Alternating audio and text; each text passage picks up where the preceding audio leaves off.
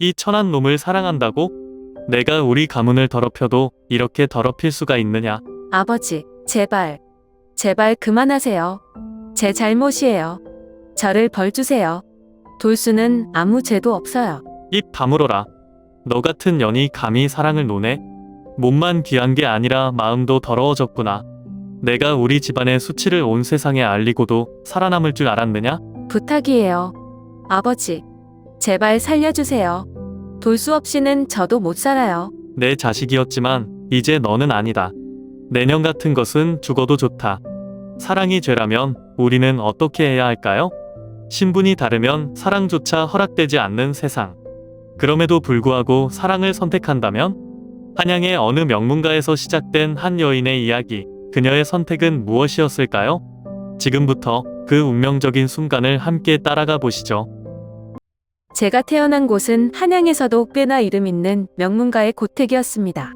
집안은 수대째 관리직을 이어오며 조정에서 중요한 역할을 해왔고 어머니는 예법과 도리를 중시하는 분이셨죠. 저는 그런 가문의 유일한 딸, 채려원입니다. 어려서부터 다도, 자수, 서예, 악기 연주까지 모든 걸 배웠지만 늘 창살 넘어 세상이 궁금했어요.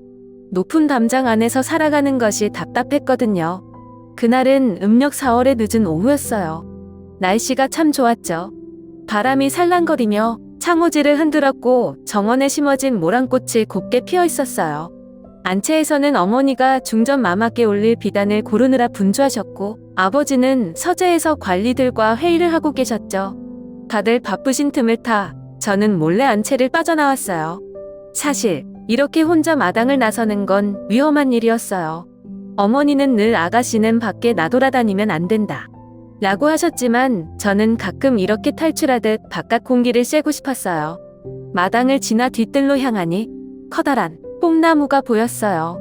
그 나무는 아주 오래전부터 우리 집에 있었고 저는 어릴 적부터 그 밑에서 책을 읽거나 낮잠을 자곤 했어요. 그런데 그날따라 뽕잎이 유독 싱그러워 보이더라고요. 이유도 없이 손을 뻗어잎을 따려 했어요. 하지만 그 순간 쯧 하는 소리와 함께 치마끝이 나뭇가지에 걸려 찢어져 버렸어요. 순간 머릿속이 하얘졌어요. 이거 어쩌지? 어머니가 아시면 분명 크게 혼날 텐데. 치마 자락을 어떻게든 가리려 안절부절 못하고 있는데 갑자기 등 뒤에서 누군가의 발소리가 들렸어요. 뒤를 돌아보니 돌수 오라버니가 서 있었어요. 돌수 오라버니는 우리 집에서 오래 일하고 있는 머슴이었어요. 원래 집안이 어려운 농가 출신이었는데 아버지가 어린 시절 그를 데려와 키웠다고 들었어요. 다른 머슴들과 달리 그는 글을 읽을 줄 알고 말수는 적지만 손재주가 좋았어요. 아버지는 늘 저 녀석은 언젠가 크게 될 거다 라고 말씀하셨죠. 그런데 지금 그는 눈을 동그랗게 뜨고 저를 보고 있었어요. 아가씨, 치마가. 그의 목소리는 낮고 조심스러웠어요. 저도 모르게 얼굴이 화끈거렸어요. 손으로 찢어진 부분을 급하게 가렸지만 이미 늦었죠. 솔직히 말하면 돌수 오라버니와 이렇게 가까이서 마주한 적은 별로 없었어요. 저는 늘 저택 안에서만 생활했고 그는 대부분 바깥 농장에서 일을 했으니까요. 하지만 지금 그와 단둘이 있는 상황에서 저는 왠지 모르게 이상한 기분이 들었어요. 불편하거나 불쾌한 감정이 아니었어요. 오히려 심장이 두근거렸어요. 왜였을까요? 그를 쳐다보는 순간 마치 전혀 다른 세계를 마주한 느낌이었어요. 그날 이후 저는 돌수를 의식하기 시작했어요. 원래 하인들과 말을 섞는 일조차 드물었는데 이상하게도 돌수 앞에서는 저도 모르게 신경이 쓰였어요. 괜히 마당에 나가서 서성이기도 하고 굳이 하지 않아도 될 일을 만들어서 그를 찾기도 했어요. 예를 들면 손수건을 떨어뜨렸다며 일부러 그가 있는 곳에 가서 찾는 척을 하거나 마당에 항아리를 옮기고 싶다며 도움을 요청하기도 했죠. 하지만 사실 돌수와 마주할 때마다 심장이 두근거려서 제 마음이 더 혼란스러웠어요. 어느 날은 그가 장작을 패며 흥얼거리는 소리를 들었어요. 가만히 숨어서 듣고 있었는데 그 노래는 제가 어릴 적 어머니가 자장가처럼 불러주시던 곡과 비슷했어요. 하인이 어떻게 이렇게 따뜻한 목소리를 가질 수 있지? 그렇게 몰래 지켜보던 제 마음이 들킨 적도 있었어요. 돌수가 갑자기 고개를 들어 저와 눈이 마주쳤거든요. 저는 당황해서 얼른 몸을 숨겼지만 이미 늦었어요. 그는 아무 말 없이 저를 바라보다가 이내 시선을 피했어요. 그 순간 저는 뭔가 씁쓸한 기분이 들었어요. 마치 우리가 같은 공간에 있으면서도 다른 세상에 사는 사람들처럼 느껴졌거든요. 그렇게 시간이 지나고 있던 어느 날, 아버지가 제게 말씀하셨어요. 여원아, 너도 이제 시집할 때가 됐구나. 그 말이 어찌나 갑작스럽던지 저는 멍하니 고개만 끄덕였어요. 상대는 좌찬성대 가드님이시다. 인품도 훌륭하고 집안도 우리와 잘 맞으니 더할 나위 없는 인연이지. 저는 애써 웃으며 대답했어요. 예, 아버지 말씀대로 하겠습니다. 하지만 속은 텅 빈 것 같았어요. 그날 밤 저는 혼자 견딜 수 없어서 결국 돌수를 찾아갔어요. 그가 늘 일하던 곳, 창고 근처에 가니 그는 조용히 도구들을 정리하고 있었어요. 저는 다가가서 조심스럽게 말을 꺼냈어요. 나 곧 혼인하게 된대. 돌수는 한참 동안 아무 말이 없었어요. 마치 제 말을 이해하지 못한 것처럼 멍하니 있더라고요. 저는 초조해져서 다시 말했어요. 내가 결혼한다고. 그러자 그가 천천히 고개를 끄덕였어요. 알고 있었습니다. 그 말이 이상하게 가슴을 찔렀어요. 저는 속이 터질 것 같아서 그를 노려보며 말했어요. 그럼 왜 아무 말도 안 해? 돌수는 잠시 저를 바라보다가 조용히 말했어요. 아가씨는 저와 다른 세상에 사는 분이십니다. 저는 붙잡을 권리가 없습니다. 그 말에 저는 화가 나서 목소리를 높였어요. 왜 그렇게 쉽게 포기하는 거야? 내가 원하면 안 되는 거야? 그는 제 눈을 피하며 대답했어요. 아가씨가 원한다고 세상이 허락하는 것이 아닙니다. 그 순간 저는 아무 말도 할 수 없었어요. 어릴 때부터 당연하게 받아들였던 신분의 벽이 이렇게 잔인하게 우리를 갈라놓고 있다는 걸 실감했어요. 하지만 그걸 받아들이고 싶지 않았어요. 저는 눈물이 나올 것 같은 걸 억누르며 그를 바라봤어요. 그럼 난 어떻게 해야 해? 돌수는 한참을 망설이다가 겨우 입을 열었어요. 행복하셔야 합니다. 그것이 제가 바라는 전부입니다. 그 말을 듣는 순간 저는 더 이상 참을 수가 없었어요. 눈물이 뺨을 타고 흘러내렸어요. 돌수는 그런 저를 보며도 끝까지 손을 내밀지 않았어요. 그날 밤 저는 혼자 방으로 돌아와 한참을 울었어요. 우리가 같이 할 수 없는 운명이라는 걸 알면서도 왜 이렇게 가슴이 아픈 걸까요? 제 혼례는 가을로 정해졌어요. 집안에서는 연일 바쁘게 준비를 했고 어머니는 혼수 준비로 정신이 없었어요. 마당에서는 하인들이 분주하게 움직였고 아버지는 손님 명단을 정리하며 여러 관리들과 서신을 주고받고 계셨어요. 언니들은 나를 붙잡고 좋은 혼처를 만났으니 축복받은 거다 라며 입을 모았죠. 하지만 저는 답답했어요. 숨이 막힐 것 같았어요. 밤이 되면 더욱 심해졌어요. 창호 너머로 달빛이 스며들고 마당에 바람 소리가 들려오면 자꾸 돌수 오라버니가 생각났어요. 혼례가 다가올수록 마음은 점점 더 그에게 향했어요. 이대로 가만히 있다간 정말 영영 그를 볼 수 없을 것 같았어요. 그날 밤 더 이상 참을 수 없었어요. 다들 잠든 틈을 타 가만히 방문을 열고 나왔어요. 발소리를 죽이며 조심스럽게 뒷마당으로 향했어요. 뽕나무가 있는 곳, 돌수가 자주 머물던 그곳으로요. 그는 거기 있었어요. 밤하늘 아래 달빛을 등지고 서 있었어요. 어두운 그림자가 그의 얼굴을 가리고 있었지만 나는 그가 누구인지 단번에 알 수 있었어요. 그 순간 심장이 쿵쿵 뛰었어요. 아가씨, 이 시간에 여긴 왜? 그는 놀라서 다가왔어요. 하지만 저는 아무 대답도 하지 않았어요. 그냥 천천히 걸어가 그 앞에 섰어요.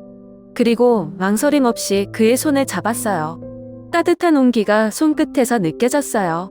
돌수야, 나 시집 가기 싫어. 그는 깜짝 놀란 그 손을 빼려 했지만 저는 더 꼭 붙잡았어요. 눈을 피하는 그의 얼굴이 보였어요. 우리 도망가자. 아무도 모르는 곳으로 가서 그냥 둘이서 살자. 돌수는 그 말을 듣고 한동안 아무 말도 하지 않았어요. 그냥 나를 바라보기만 했어요. 그의 목소리는 흔들리고 있었어요. 하지만 결국 그는 손을 천천히 뺐어요. 그럴 순 없습니다. 왜 안 돼? 아가씨는 모릅니다. 우리가 도망가면 저는 붙잡혀서 죽게 됩니다. 그리고 아가씨는 집안의 지옥이 될 겁니다. 그 말을 듣는 순간 눈물이 핑 돌았어요. 그게 무슨 상관이야? 내가 원하는 건 너야. 돌수는 이를 악물었어요. 그의 표정에는 슬픔과 분노, 그리고 참을 수 없는 고통이 뒤섞여 있었어요. 아가씨, 제발 이러지 마세요. 난 진심이야. 너도 알고 있잖아.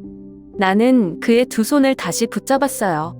하지만 이번엔 그가 더 강하게 손을 뺐어요. 우리는 같이 할 수 없습니다. 그 말이 가슴을 찔렀어요. 잠시 우리는 서로 아무 말도 하지 않았어요. 하지만 나는 알았어요. 그도 나처럼 힘들어하고 있다는 걸. 그리고 그 순간 더 이상 아무것도 생각할 수 없었어요. 나는 천천히 그의 앞으로 다가갔어요. 그리고 망설임 없이 발끝을 들어올려 그의 입술에 입을 맞췄어요. 살짝 떨리는 그의 숨결이 느껴졌어요. 긴장한 듯 몸이 굳어있던 돌수가 잠시 후 천천히 눈을 감았어요. 그것은 오랫동안 억눌러왔던 감정이 터져나온 순간이었어요. 하지만 그것이 무엇을 의미하는지 우리는 너무나 잘 알고 있었어요. 우리는 몰랐어요. 누군가가 우리를 보고 있었다는 걸. 그날 밤이 지나고도 나는 잠을 이루지 못했어요. 가슴이 두근거리고 머릿속은 복잡했어요. 하지만 이상하게도 후회는 없었어요. 차라리 모든 걸 내려놓고 그와 함께 사라져 버리고 싶었어요. 그런데 다음 날 아침 분위기가 심상치 않았어요. 하인들이 수군거리는 소리가 들렸고 마당이 이상하리만큼 조용했어요. 그리고 곧 나는 알아버렸어요. 우리를 본 사람이 있었다는 걸. 아침 식사도 채 끝나기 전에 어머니가 갑자기 쓰러지셨어요. 나는 놀라 달려갔지만 이미 주변 하인들이 달려와 어머니를 부축하고 있었어요. 마님, 정신 차리세요. 아니, 이게 무슨 일이란 말인가. 그리고 그 순간 아버지가 거칠게 문을 열고 들어오셨어요. 얼굴이 새파랗게 질려 있었고 손에는 무엇인가를 꽉 쥐고 계셨어요. 려원, 당장 밖으로 나와라. 나는 불길한 예감을 느꼈어요. 그리고 밖으로 나갔을 때 마당 한가운데 끌려 나온 돌수를 보았어요. 그는 땅에 무릎을 꿇고 있었고 얼굴에는 피가 흘러내리고 있었어요. 옷은 이미 찢어져 있었고 여러 명의 하인들이 그를 붙잡고 있었어요. 아버지, 안 돼요. 나는 미친 듯이 달려가 그 앞에 무릎을 꿇었어요. 부디 멈춰주세요. 이건 제 잘못이에요. 제발 돌수를 해치지 마세요.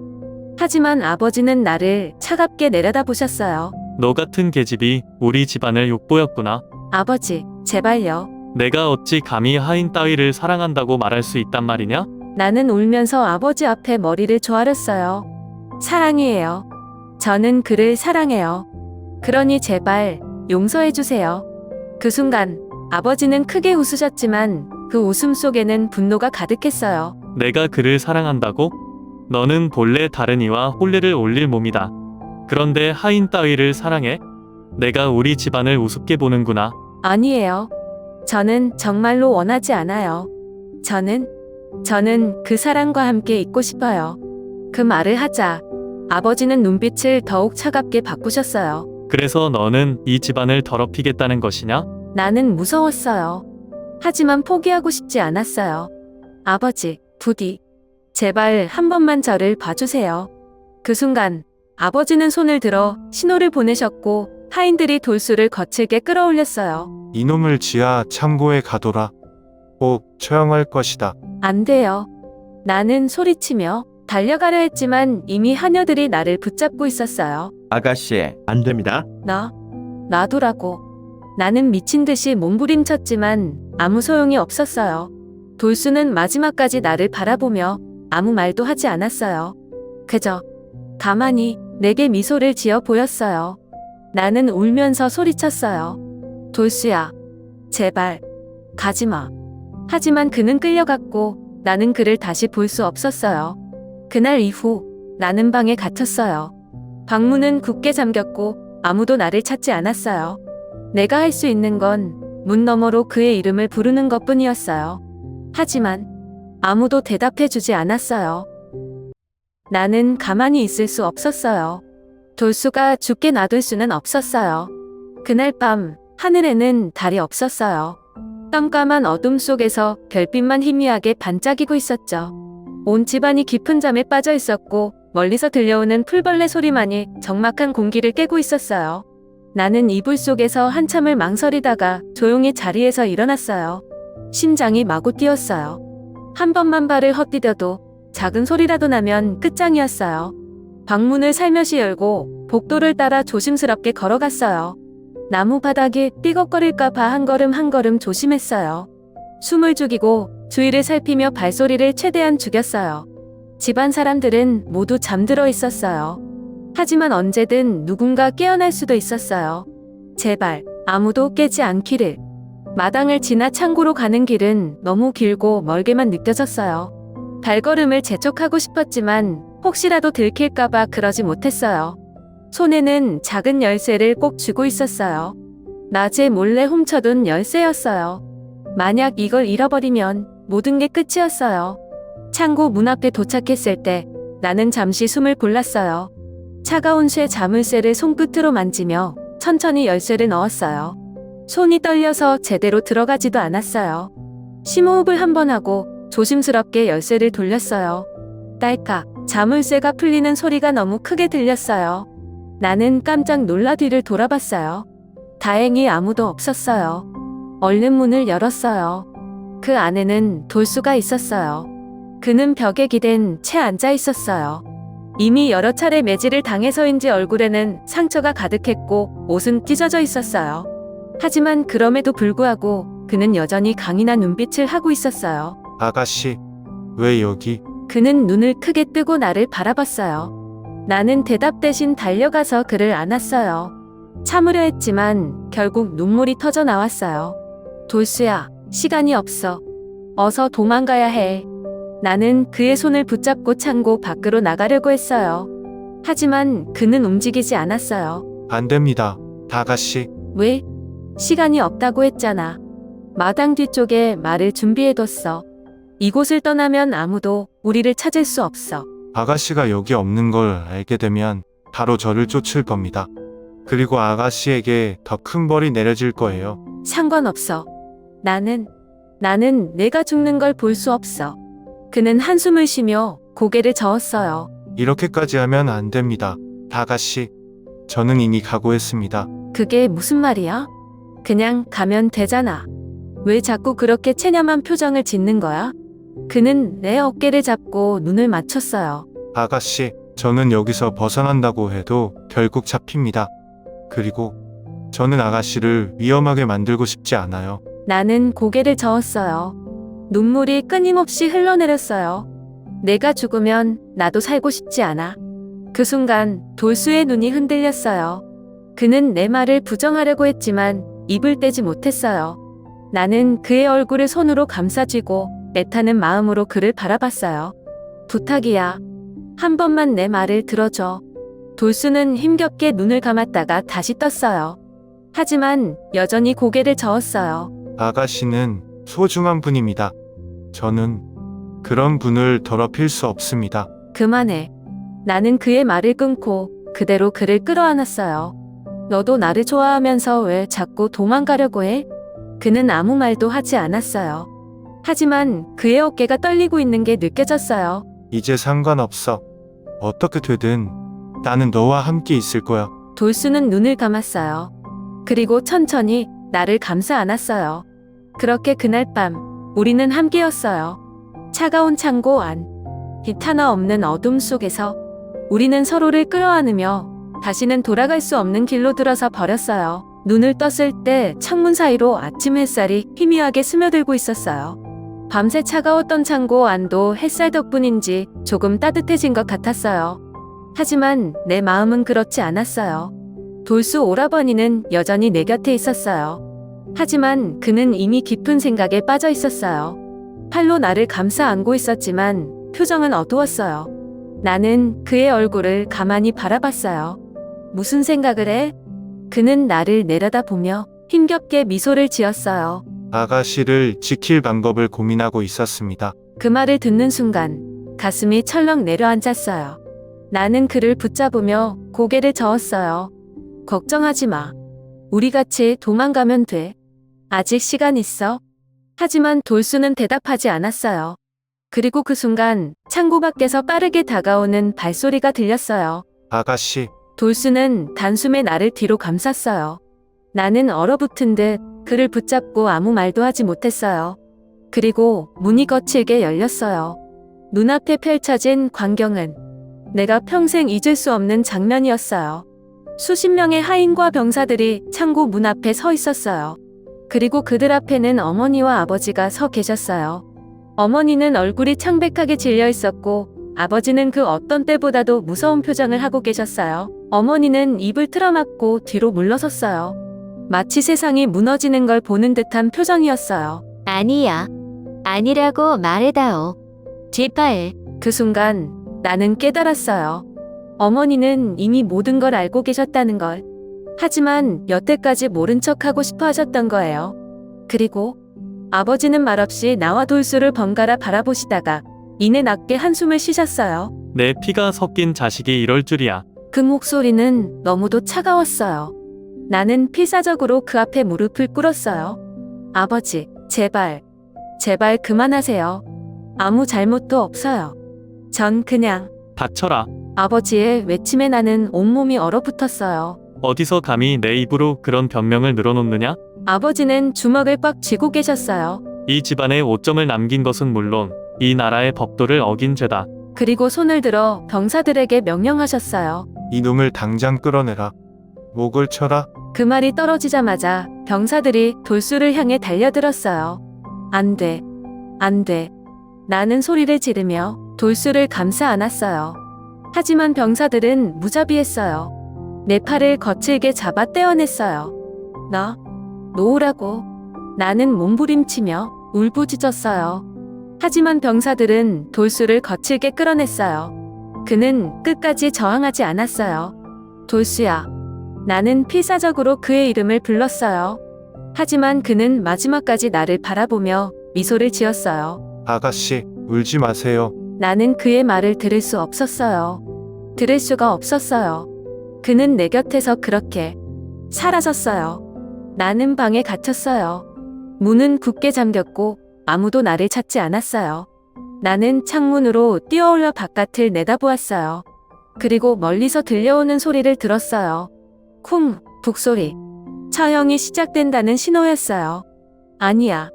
안 돼. 나는 미친 듯이 문을 두드렸어요. 손이 피가 날 때까지 두드렸어요. 아무도 없어요? 제발, 제발 문 좀 열어주세요. 하지만 대답은 없었어요. 쿵, 두 번째 북소리가 울렸어요. 나는 이성을 잃고 문에 머리를 박았어요.